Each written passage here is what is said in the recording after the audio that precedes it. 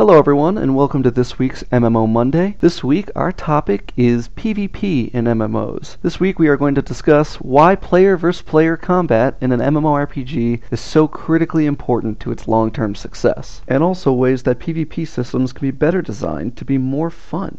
The thing that makes PvP so crucial to an MMO's success is that it just has so many benefits of being in an MMO. When you have this great PvP system, your MMO just lasts longer. The content lasts longer because it gives people so much more to do at endgame. It even gives people so much more to do leveling up when the system is great. One of the basic things about great PvP is that it just promotes competitive gameplay. And when you promote competitive gameplay, you promote community, and you promote people playing together. You promote the longevity of the game because people feel more invested when it's competitive. When they're competing, people want to win. And when people want to win, people want to continue playing until they win. And then once they win, they want to keep winning. It's this competitive spirit that really lets it shine in certain games. And the games that don't have that competitive spirit are the type of games that get such great hype when they're coming out, and then 2 months later you don't hear anything about them. Because what happens when you've cleared all the raid content? What happens when you've cleared all the dungeons? What's left? Sometimes it's nothing.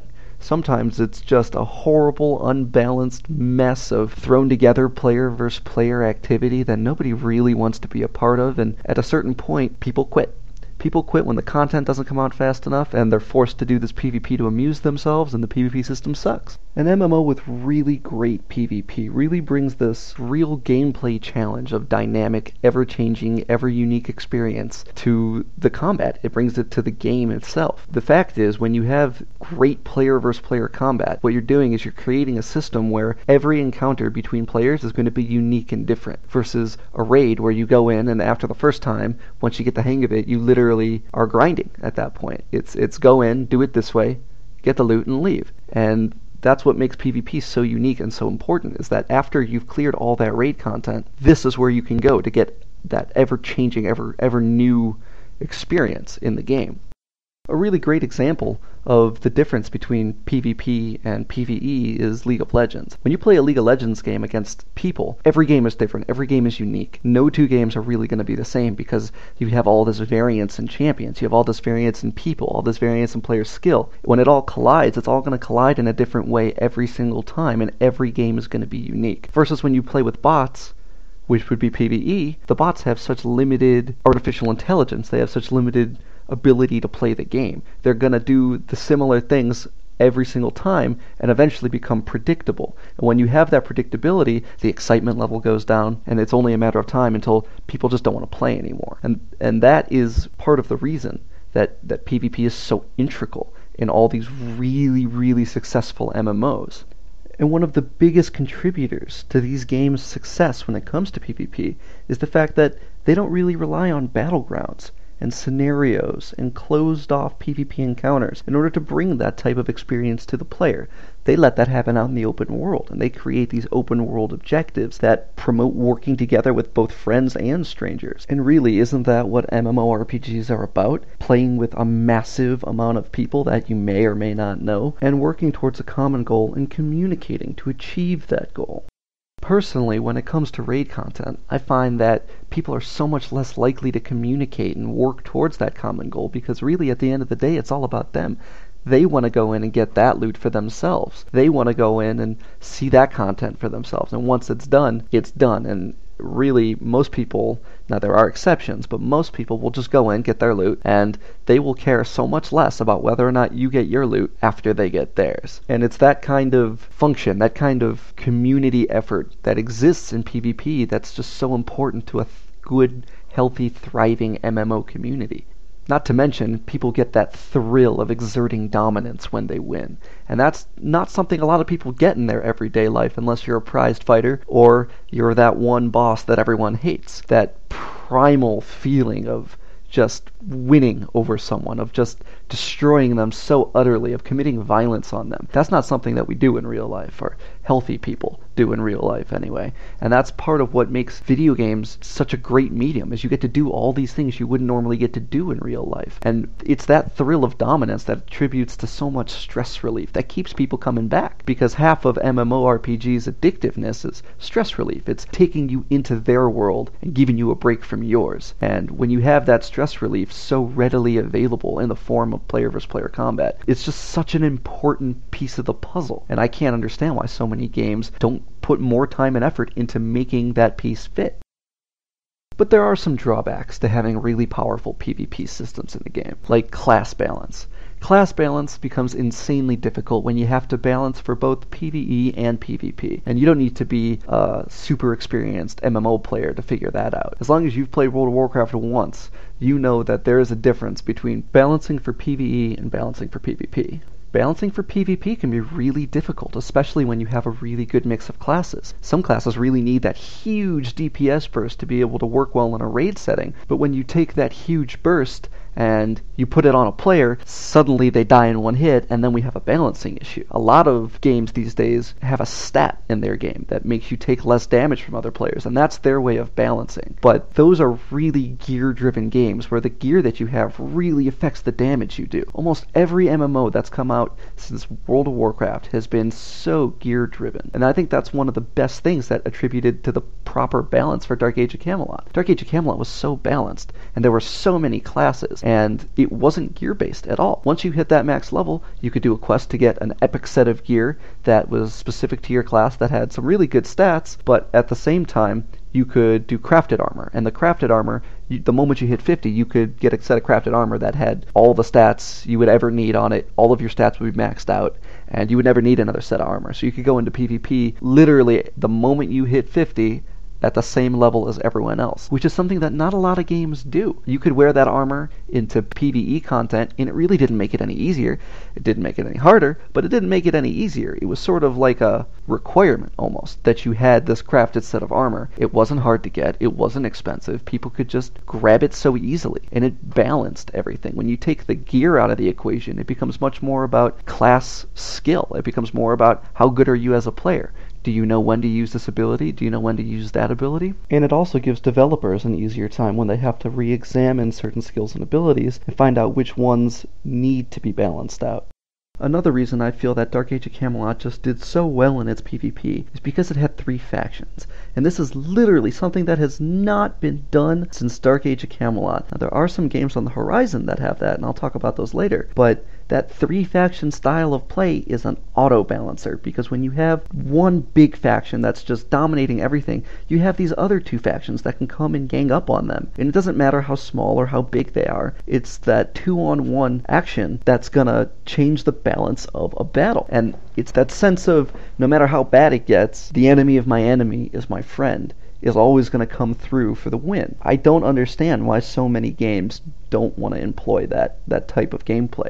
I understand that it takes more time to program, it takes more time to design, it takes more time to just do in general. It creates more time to get the game out the door. And that might not be appealing, but when you look at the success that the games that did use that style had versus the success of the games that didn't, pretty much every game since WoW has used that 2-faction, battleground-centric style of PvP. World of Warcraft, Rift, Ion, Warhammer Online, more or less everything that's come out, every major release has had that 2-faction style, and I guarantee there's always that one server that is just so overpopulated on one side and the other side is just gone. And when they do battlegrounds, one side ends up winning all the time, so one side sort of vacates or they re-roll onto the other side because they're tired of losing. And it's just imbalanced by nature. You can't have balance between 2 factions. It's just so difficult to do, and it's not about class balance, it's about player balance. It's about what happens when that one side inevitably begins to dominate and the morale of the other side is crushed into the ground so vigorously that they just don't want to play anymore. There are some other styles of PvP as well, like Age of Conan and Shadowbane's one-faction free-for-all style. Age of Conan employed this almost medieval-style guild warfare type of PvP, where it was basically guild on guild, and I know on my server that was very medieval. There were alliances. If you killed the wrong person, you were going to hear about it on the spawn pad later, and Shadowbane was just so exceptional, and it's pretty much the same style. It was your guild goes and builds a gigantic city, and you could build anywhere in the world almost, and it was literally guild keep warfare, and it was so successful as a PvP game. Obviously not so successful in the long run because it had its share of issues, but its PvP was just phenomenal because of the dynamic way it could play out.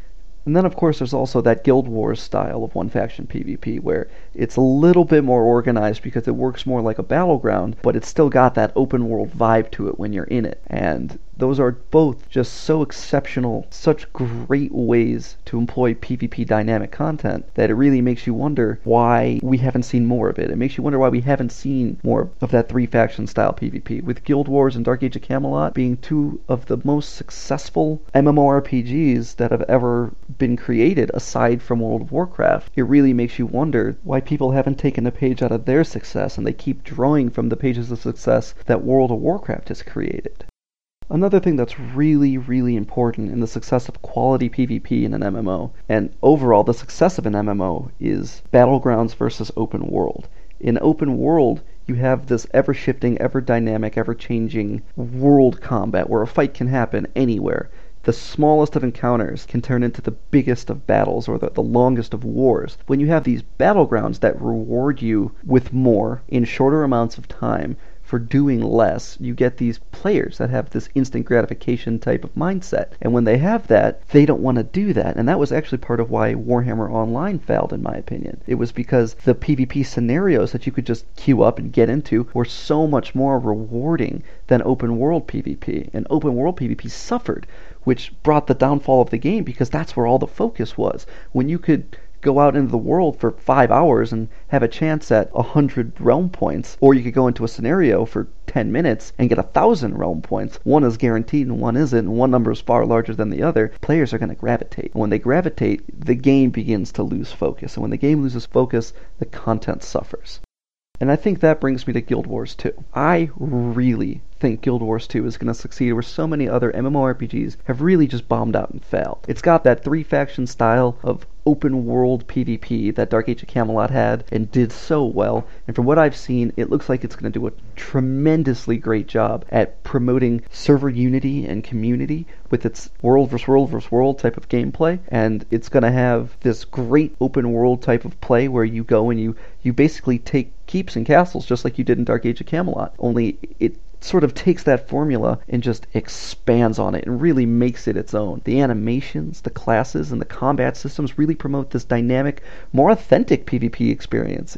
It really feels like you're fighting versus rolling a set of dice like it has in so many other games. When you can dodge attacks and switch weapons on the fly, and the weapon you switch to has a different move set that feels like you're fighting with that weapon, it's just going to create such great battles. It's going to create such great experiences that I think people that got their first MMO experience with World of Warcraft really haven't experienced. People that started then and didn't play Dark Age of Camelot and didn't play any of those older games really never had a chance to experience this type of content. And if Guild Wars 2 really succeeds, it's gonna be because it's focusing on the older style of games. It's focusing on the games that World of Warcraft drew its inspiration on instead of making the mistakes so many other games make and drawing its inspiration from World of Warcraft. It's like you take a piece of metal, just a piece of metal ore, and you refine it. And that's like making World of Warcraft. And then if you take that refined metal and refine it again to make, say, iron, well, when you refine metal too much, you weaken the structural integrity of it, and it becomes brittle. And that's what's happened to MMOs. MMOs have become brittle because they've taken this formula and they've refined it too much, and they forget where that formula drew its inspiration from. Guild Wars 2 has its mindset in the right spot, and I really think it's going to succeed because it put this great emphasis on its PvP system. That's its main focus. They're putting so much effort into making sure that when that max level comes around and people finish their PvE content, they have an unlimited amount of quality PvP content that is going to be a unique experience every single time. Thanks everyone for tuning in and listening to this week's MMO Monday from the Vidya Weekly. Please remember to subscribe to our YouTube channel and visit our blog at videoweekly.blogspot.com. And please be sure to tune in next week for another MMO Monday. See everyone next week.